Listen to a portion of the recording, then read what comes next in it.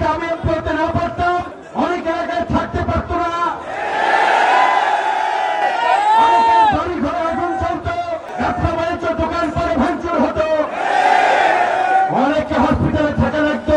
আমাদের নির্বাচনী কমিটমেন্ট অনুযায়ী ওই চরের জমিতে যেন কেউ জোর জবরদস্তি করে দখল করতে না পারে, কৃষকরা যেন তার মালিক হয়, হাট বাজার লঞ্চ ঘাট খেয়া ঘাটে মানুষকে জিম্মি করে যেন অতিরিক্ত টাকা আদায় করতে না পারে।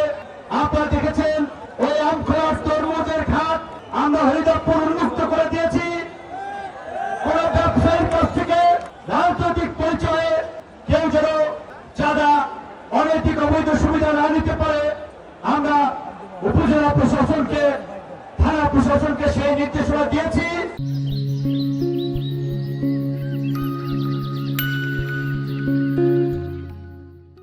প্রধানমন্ত্রীর অভিপ্রায় অনুযায়ী মাদক এবং জুয়ার বিরুদ্ধে প্রধানমন্ত্রী প্রশাসন এবং জনপ্রতিনিধিদেরকে কঠোর পদক্ষেপ নেওয়ার নির্দেশ দিয়েছেন।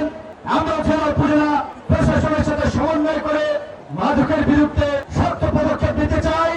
আমাদের এলাকার কোনো যুবক এবং তরুণরা যেন বেকার না থাকে, তাদেরকে কিভাবে কর্মে যুক্ত করা যায় সেই পদক্ষেপ পরিকল্পনা নিয়ে আমরা আগাবো।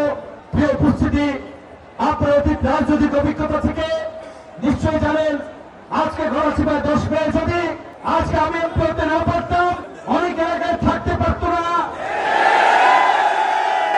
অনেকের বাড়ি ঘরে আগুন চলতো, ব্যবসা বাণিজ্য দোকান পরে ভাঙচুর হতো, অনেকে হসপিটালে থাকা লাগতো।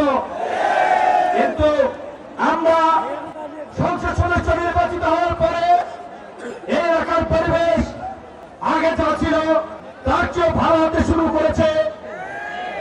আগামীকাল ভালো হবে। আমরা কোনো প্রতিহিংসার রাজনীতি করি নাই, কাউকে আঘাত করি নাই। আমাদের কমিটমেন্ট অনুযায়ী চাঁদাবাজি বন্ধ হওয়া শুরু করছে। ওই হরিদাপুর আমখোলার তরমুজের ঘাটে সেটা দেখতে পাচ্ছেন ব্রিজের কাজ শুরু হয়েছে, আর অন্যান্য কার্যক্রম ইনশাআল্লাহ শুরু হবে।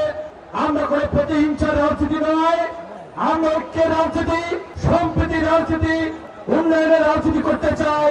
তাই সকলকে ঐক্যবদ্ধ থেকে একসাথে এলাকার উন্নয়নে কাজ করার আহ্বান জানিয়ে